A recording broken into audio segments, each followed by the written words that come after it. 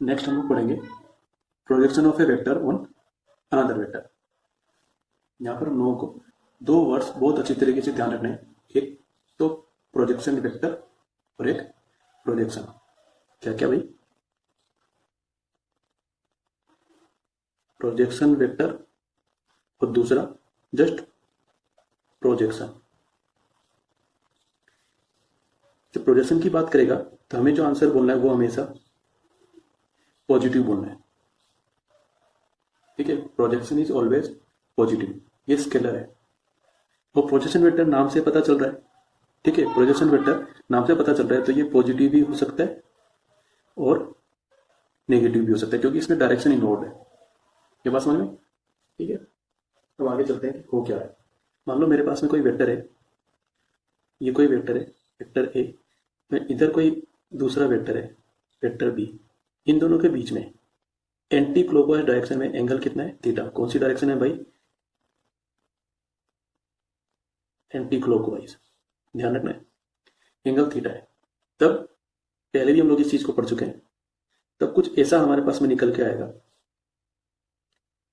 B cos theta means modulus of vector B cos theta.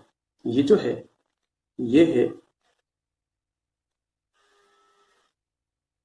Projection vector of vector B on vector A. इसमें direction involve है। क्यों? क्योंकि ये जो theta है ना, ये एक्यूट एंगल भी बन सकता है और ये ऑब्ट्यूज एंगल भी बन सकता है। आगे मैं बताऊंगा।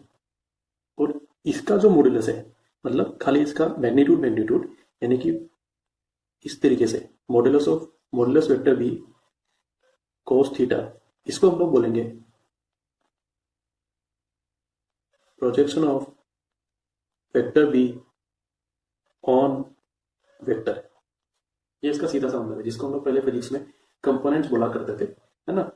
उसी से थोड़ा बहुत रिलेटेड है। ठीक है, वहां पे भी तो ऐसा कुछ करते थे कि कोई वेक्टर है बी या कोई फोर्स है, ये इसको हम लोग जब हॉरिजॉन्टल कंपोनेंट में ब्रेक करते थे तो इस वाले कंपोनेंट को हम लोग बी कोस थीटा बोलते थे, और वर्टिकल कंपोनेंट में ब्रेक करते थे तो उसको हम लोग बी साइन थीटा बोलते थे। याद आएगा?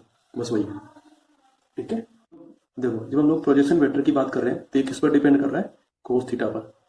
कोस थीटा पॉजिटिव भी हो सकता है और कोस थीटा नेगेटिव भी हो सकता है। जब कोस थीटा पॉजिटिव होगा तो प्रोजेक्शन वेक्टर की जो डायरेक्शन होगी वो वेक्टर की डायरेक्शन के तरफ होगी। लेकिन जब ये नेगेटिव आएगा तो जो प्रोजेक्शन वेक्टर की डायरेक्शन होगी वो वेक्टर ए के ऑपोजिट होगी। कोस यहाँ पॉजिटिव होता है और एक यहाँ पॉजिटिव होता है। पहला केस बना रहा हूं मैं। एंगल हमेशा एंटी क्लॉकवाइज लेना है हम लोगों को। ठीक है, ये वेक्टर ए है और ये वेक्टर बी है। अभी ये जो थीटा है वो 0 से लेकर 90 के बीच में। ठीक है, तो इस केस में कोस थीटा कैसा होएगा? पॉजिटिव होएगा। ठीक है, तो इसका जो प्रोजेक्शन बनेगा वो, देखो प्रोजेक्शन बनाता हूं मैं। प्रोजेक्शन बनेगा वेक्टर ए की डायरेक्शन में ही बनेगा। ठीक है, दूसरा हम लोग लेते हैं, ये अपना वेक्टर ए है और ये अपना वेक्टर बी है। एंगल अब 90 डिग्री से बड़ा हो गया। ठीक है, तो थीटा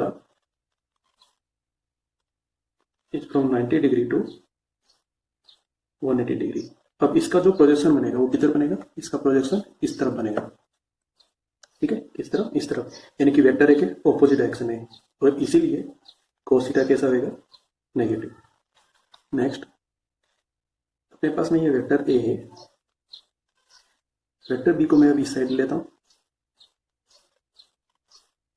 एंगल ये बनेगा एंटी क्लॉकवाइज डायरेक्शन में। ठीक है, अब ये जो वेक्टर बी है ना, इसका जब मैं कंपोनेंट फाइंड आउट करूंगा तो कैसा बनेगा? इस तरफ बनेगा। ठीक है, ये कंपोनेंट बनेगा तो ये वेक्टर ए के ऑपोजिट डायरेक्शन में। थीटा कैसा था भाई? 180 डिग्री से लेकर 270 के बीच में। कोस कैसा होता है? यहाँ पर नेगेटिव होता है, इसीलिए तो दोनों की डायरेक्शन ऑपोजिट आ रही थी ना। अभी यही तो बात कर रहे थे। नेक्स्ट यहां लेते हैं, ये वेक्टर ए, ये वेक्टर बी, ये अपना एंगल है। एंगल कितना है? 270 डिग्री से लेकर 360 के बीच में। अब इसका प्रोजेक्शन कैसा बनेगा भाई, ये लिया और इस तरफ घुमाए, वेक्टर ए की डायरेक्शन में बनेगा। ठीक है, तो प्रोजेक्शन बनेगा वेक्टर की डायरेक्शन में। और इधर से भी पता है cos थीटा कैसा है, पॉजिटिव है, ध्यान रखेंगे इस चीज को। अब देखो इन सब के अंदर हम लोग ये जो पॉइंट है ना प्रोजेक्शन के, इन सबको पॉइंट सी बोल देते हैं। जैसे इसका प्रोजेक्शन वाला पॉइंट सी है, इसका भी प्रोजेक्शन वाला ये वाला पॉइंट सी है, और इसका भी ये पॉइंट सी है। तो इन सब के अंदर जो वेक्टर ए सी आ रहा है ना, ये vector A C projection vector है। क्या ये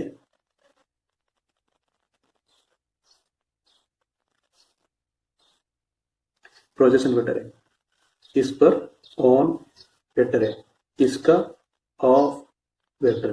हम लोग को एक्चुअली एग्जाम में इतना नहीं कैलकुलेट करना, हम लोगों को एक अच्छा सा फॉर्मूला काम में लेना है और उस फॉर्मूले को यूज करना है प्रोजेक्शन फाइंड आउट करने के लिए या प्रोजेक्शन वेक्टर फाइंड आउट करने के लिए। क्या फॉर्मूला भाई, इसको हम लोग इस तरीके से बोलते हैं और ये बहुत ही ज्यादा इंपॉर्टेंट है। Projection of vector B on vector A is given by vector B dot A के। जिस पर प्रोजेक्शन निकाल रहे हैं, किस पर प्रोजेक्शन निकाल रहे हैं हम लोग, वेक्टर ए पर, तो उसके ए के से मल्टीप्लाई करते हैं। ठीक है, इसको ऐसे याद कर लो या फिर इसको ऐसे लिख लो, वेक्टर बी ए के क्या होता है, vector A divided by magnitude of vector है।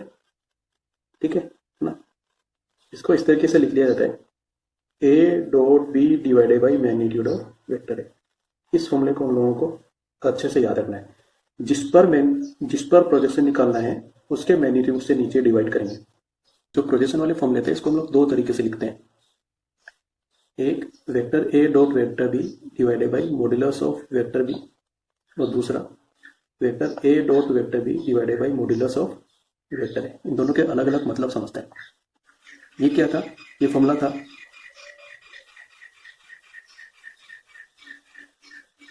Projection of vector A on vector B, अच्छे से ध्यान रखना है। और ये फॉर्मूला किसके लिए है, projection of vector B on vector है। ठीक है, जिस पर हमको प्रोजेक्शन निकालना है उसके मैग्नीट्यूड से डिवाइड करेंगे। यहाँ पर प्रोजेक्शन किस पे निकालना है, projection of this on vector B, B पर निकालना है, इसलिए बी के मैग्नीट्यूड से ए डॉट बी को डिवाइड किया। यहाँ पर प्रोजेक्शन किस पर निकाल रहे हैं, वेक्टर ए पर। ठीक है, इसलिए यहाँ पर ए के मैग्नीट्यूड से डिवाइड किया।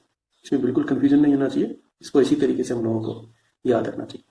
ठीक है, अब यहाँ पर जो प्रोजेक्शन का आंसर आएगा वो पॉजिटिव नेगेटिव कुछ भी आ सकता है। ठीक है, तो ये किस पर डिपेंड करेगा, ए डॉट बी पर डिपेंड करेगा। तो हम लोग को जो फाइनल आंसर बोलना है प्रोजेक्शन के लिए वो कैसा बोलना है, पॉजिटिव। फाइनल आंसर जो बोलना है इसका वो कैसा बोलना है, हम लोगों को पॉजिटिव बोलना है। इस चीज का ध्यान रखना है, क्योंकि ए डॉट बी तो पॉजिटिव नेगेटिव में से कुछ भी आ सकता है ना। एक थोड़ा सा इंपॉर्टेंट, ये ज्यादा पूछते हैं, अभी जो हम लोग आगे पढ़ रहे हैं थोड़ा कम पूछते हैं। बोलेंगे क्या, vector projection of vector A on vector B, या फिर vector projection of vector B on vector A. ठीक है, इन्हीं फॉर्मूले को काम में लेंगे। देखो अभी हम ए का बी पर प्रोजेक्शन निकालना है, तो ये आ गया अपने पास में, ये ए का बी पर ही तो था, vector A dot vector B divided by modulus of vector B. ठीक है, अब क्योंकि जो डायरेक्शन है वो वेक्टर बी के हिसाब से लेनी है हम लोगों को, तो इसके साथ में हम लोग इसको सिंपली बी कैप से मल्टीप्लाई कर देते हैं। यहाँ पे बीच में कोई डॉट नहीं है, कुछ बुक्स में यहाँ पे डॉट प्रिंट होता है, उसको हम लोग थोड़ा सा कंफ्यूज आता है कि भाई ये डॉट किस लिए लिखा हुआ है। डॉट नहीं है, वो एक सिंपल मल्टीप्लिकेशन है। देखो यहाँ सीधी सी बात है, ए डॉट बी तो कोई नंबर है और मैग्नीट्यूड ऑफ वेक्टर बी भी कोई नंबर ही है, तो यहाँ पे एक नंबर ही तो बी कैप से मल्टीप्लाई हो रहा है, नंबर ही तो एक वेक्टर से मल्टीप्लाई हो रहा है, तो यहाँ पे डॉट का तो कोई सेंस ही नहीं बनता है। कंफ्यूज नहीं होना बिल्कुल भी इधर। ठीक है, अब इसी चीज को हम लोग आगे ऐसे भी लिख लेते हैं, vector A dot vector B divided by modulus of vector B, और ये क्या है, vector B upon modulus of vector B. अब ये दोनों तो मल्टीप्लाई हो सकते हैं ना, तो हम लोग इसको ऐसे भी याद कर लिया करते हैं, A dot B simple then vector B divided by square of modulus of B. हम लोग कभी तो इस फॉर्मूले को काम में लेते हैं, कभी हम लोग इस फॉर्मूले को काम में लेते हैं। Vector projection of B on A, B का ए पर प्रोजेक्शन निकाल रहे हैं, तो बेसिक फॉर्मूला तो यही है, बी का ए पर, तो A dot B divided by modulus of vector है, जिस पर प्रोजेक्शन निकाल रहे हैं उसे डिवाइड करना है। ठीक है, अब डायरेक्शन किसकी तरफ लेनी है, वेक्टर ए की तरफ, तो हम लोगों को इसको ए कैप से यहाँ पर मल्टीप्लाई कर देना है। अब जैसे यहाँ किया था वैसे ही एक एक को हम लोग वेक्टर एक एक टर्म्स में लिख सकते हैं। तो ये बन जाएगा vector A dot vector B divided by modulus of vector A into vector A divided by modulus of vector A. ये दोनों मल्टीप्लाई हो जाएंगे तो हमारे पास में आएगा vector A dot vector B simple multiplication vector A divided by square of modulus of A. यहाँ पर भी जैसे पहले बोला था इन दोनों में से जो फॉर्मूला तुम्हें पसंद आया वैसे याद कर लो। मान लो अपने पास में दो वेक्टर है दोनों सेम डायरेक्शन में, जैसे ये कोई वेक्टर बी है और ये कोई वेक्टर ए, दोनों सेम डायरेक्शन में। अब मुझे ए का बी पर प्रोजेक्शन लिखना है, ठीक है। प्रोजेक्शन का मतलब क्या होता है कि कितना हिस्सा है वेक्टर के ऊपर। तो इस वेक्टर ए का बी पर इतना सा हिस्सा ही तो आएगा, नहीं आएगा, और वो भी उसी डायरेक्शन में आएगा जो वेक्टर ए की डायरेक्शन में, क्योंकि दोनों सेम ही डायरेक्शन में है, ठीक है। तो हम लोग इस केस में ये बोलेंगे कि if theta is equal to 0 degree then projection of vector A on vector B is equal to vector A, वो खुद ही होगा। दूसरा, अपने पास ये वेक्टर बी है और ये कोई वेक्टर ए है, ठीक है। अभी थीटा कितना हो गया 180 डिग्री। अब ए का बी पर प्रोजेक्शन निकालूंगा तो वो कितना आएगा, तो ये पोर्शन ही आएगा। लेकिन अब इसकी जो डायरेक्शन आएगी वो बताओ बी के अपोजिट आएगी कि नहीं आएगी। तो हम लोग ये बोलेंगे if theta is 180 degree then projection of vector A on vector B is equal to negative of vector A. ये माइनस साइन इसलिए लगा है क्योंकि जो प्रोजेक्शन की डायरेक्शन है वो वेक्टर बी के अपोजिट है।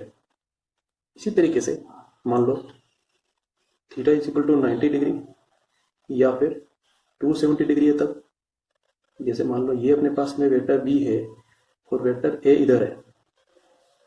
अब वेक्टर ए का इस पे कितना हिस्सा आएगा, खाली एक पॉइंट आएगा और कुछ नहीं आएगा, ठीक है। या फिर मान लो इसकी जगह पर 270 डिग्री वाला लेते हैं हम लोग। 270 मतलब ये ऐसे बोल रहे हैं हम लोग इनका। तो अभी भी तो ये वेक्टर मान लो ये वेक्टर ए है और ये वेक्टर बी है, तो इसका बी पर जो शेडो बनेगा, जब प्रोजेक्शन बनेगा वो पॉइंट बनेगा, ठीक है। पॉइंट बनेगा, इसलिए हम लोग क्या बोलेंगे इन दोनों केसेस के लिए